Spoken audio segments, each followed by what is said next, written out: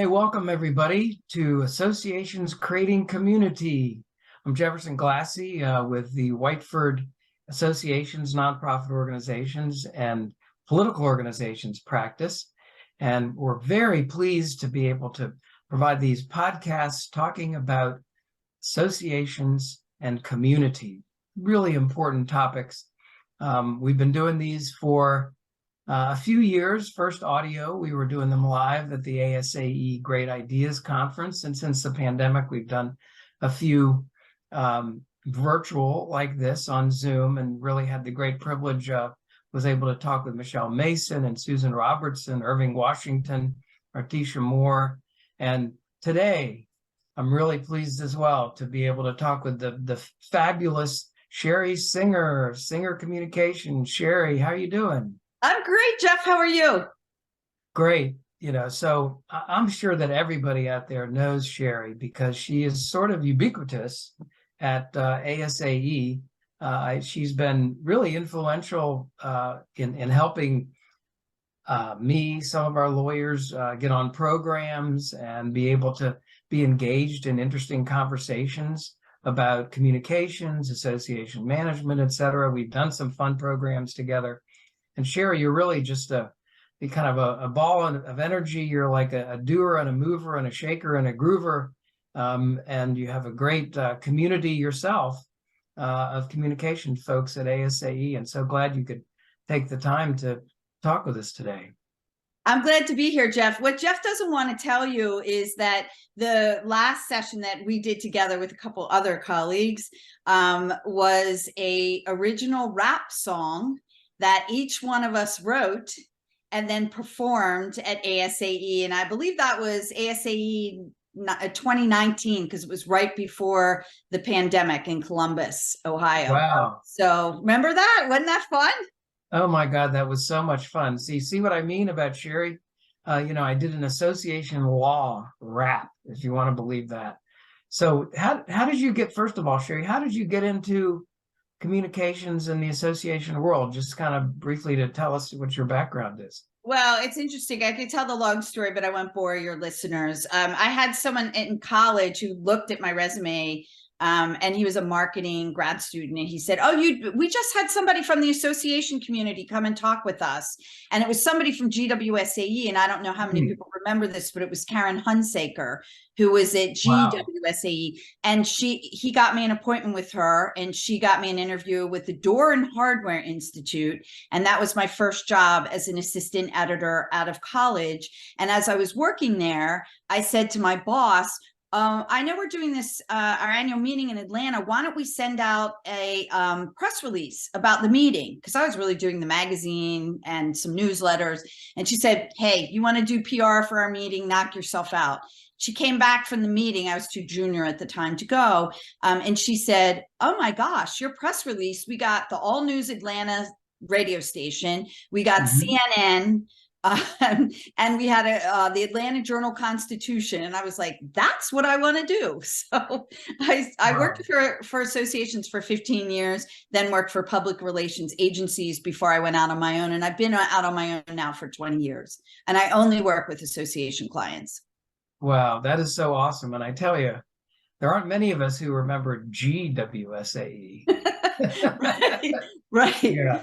That's a while. I'm indebted to them because they gave me my first, the intro to my first job. And ironically, the Door and Hardware Institute was my client just a year ago.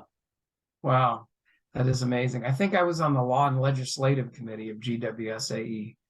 So having worked with associations all this time, and associations are, communities, but one of the things that makes them really, valuable and important and I guess more helpful for the members is when there's a strong community aspect.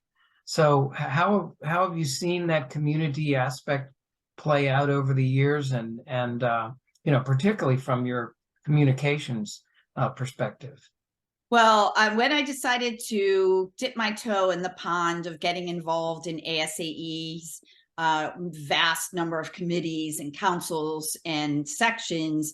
I applied to the communications section. I really didn't know anyone at the time, but I had been active in PRSA's national capital chapters in restarting their association committee for PRSA NCC, revamping it and revitalizing it and starting that up. And someone on the communications section council thought that I would be good as collaborating between different groups, PRSA and ASAE and whatever. So that's kind of how I got on. And since I've served on the Healthcare Community Advisory Committee, as chair. So I was 6 years on that committee. And then more recently, I just was named vice chair of ASAE Research Foundation's Development Committee. So that's the committee where people run probably when they see me, because I have to ask them for money and donations. But hopefully they'll listen to me and hear me out. Yeah. So what would you say in this experience that you've had from a lot of different perspectives is the value of community? How do associations strengthen their community? How do they create community if they don't have a good community? How do they strengthen it or maintain a community?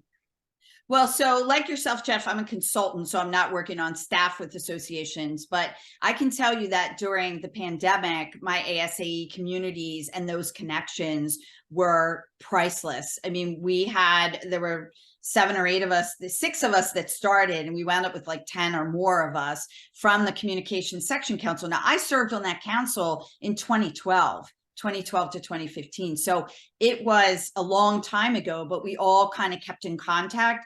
And when the pandemic hit, we set up a weekly Zoom call where we could all connect. I also think that ASAE does a particularly good job on their Collaborate community, and that's their online community. And many associations have used the same platform that ASAE has used to set up their own communities. And I think having a community manager to sort of monitor what's going on in those communities. I know for ASAE, I think they have something crazy like 175 different communities online. And, you know, some of those communities are probably really active with lots of people and lots of conversation, and some of the communities are not so active. So if you're an association and you have 10 communities, let's say, for example, you want to monitor those communities and make sure that they're all maintaining a level of activity that makes sense to keep them alive. Because if you have a community and there's 100 people out of 30,000 members and no one's really chatting on that community, maybe it's time to sunset that community.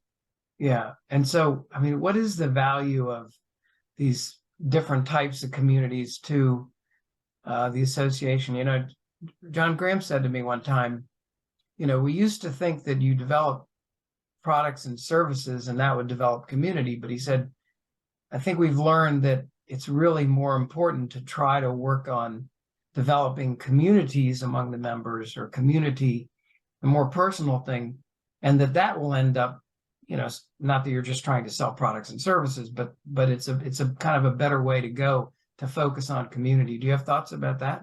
I do. When you look back at the history of associations, like in the 80s and 90s, a lot of associations moved to DC, and you'll appreciate this being a lawyer. The one reason that they did that is because what their members valued at that point in time was advocacy and being able to go to Capitol Hill and having people on Capitol Hill representing your industry and your interests.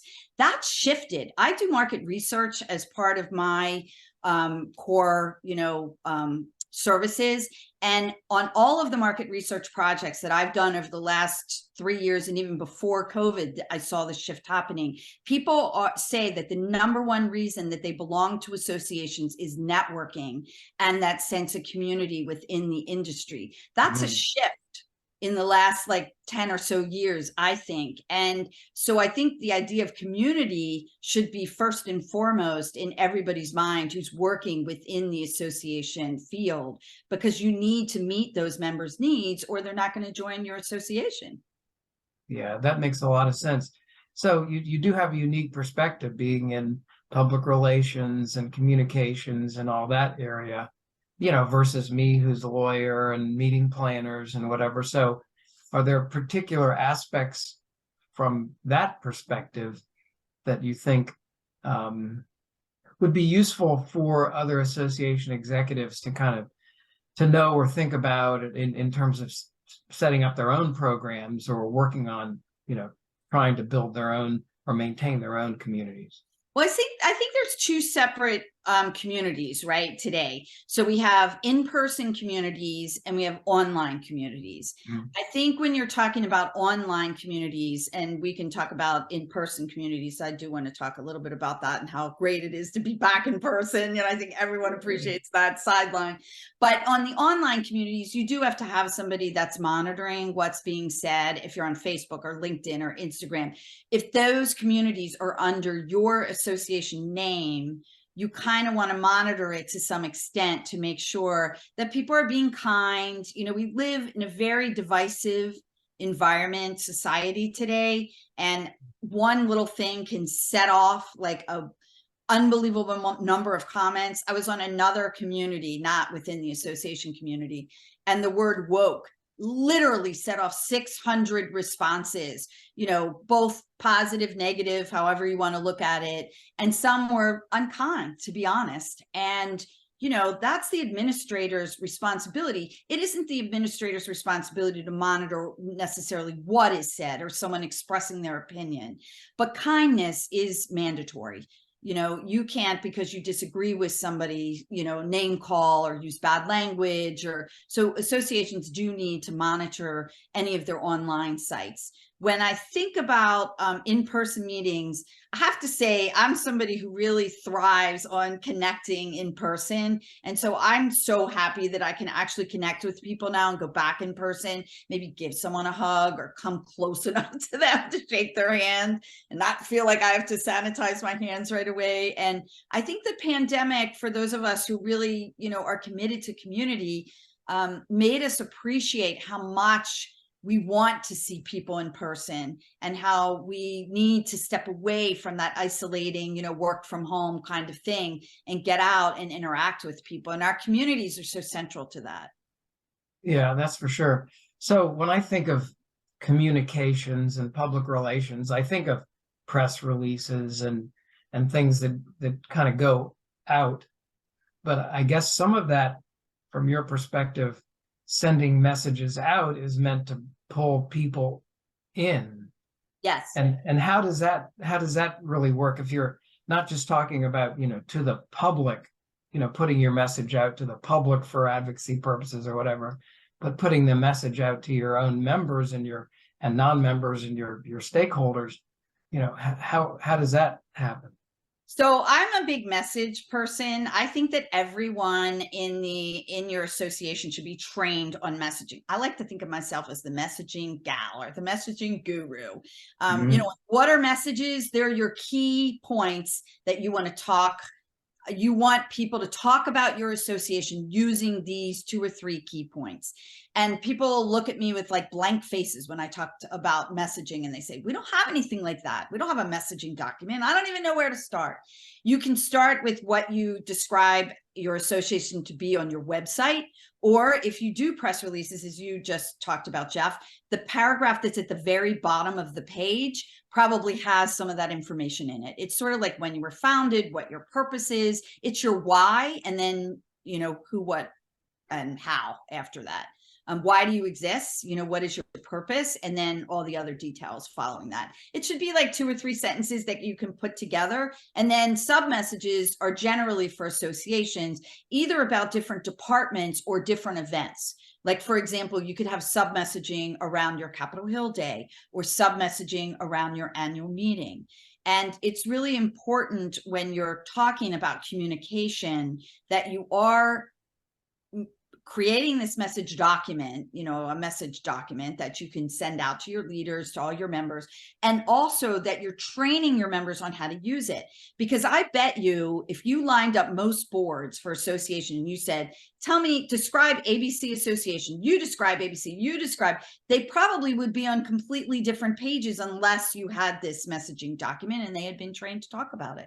It's really important in terms of, not just in terms of putting your message out there, your branding in the community, but your branding in the larger community, within your internal community, within your members, and your leaders, et cetera, your internal stakeholders, close in stakeholders, but also legislators, the media, et cetera.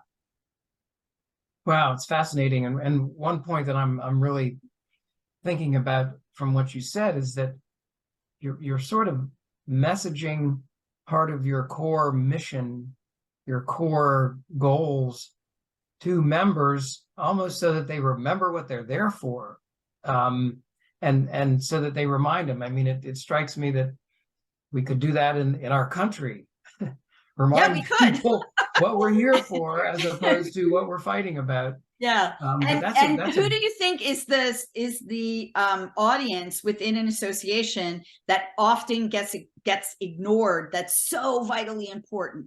What do you think would be the audience that often gets ignored when you're the messaging? members, No, it's the staff.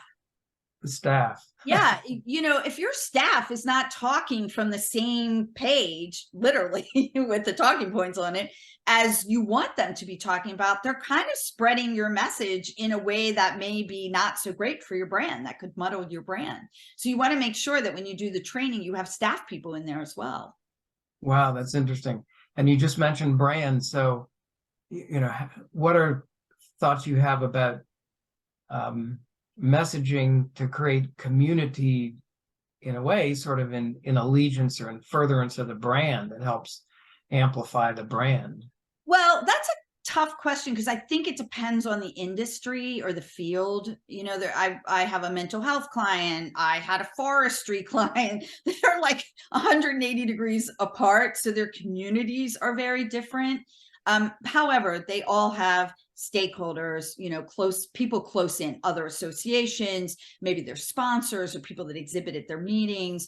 They all have members, they all have leadership. So there's some things that they have in common, but that's what's so interesting about messaging. There's no one size fits all. It really needs to be, sliced and diced and customized and tailored for that association and the way they want to reach out to that specific audience.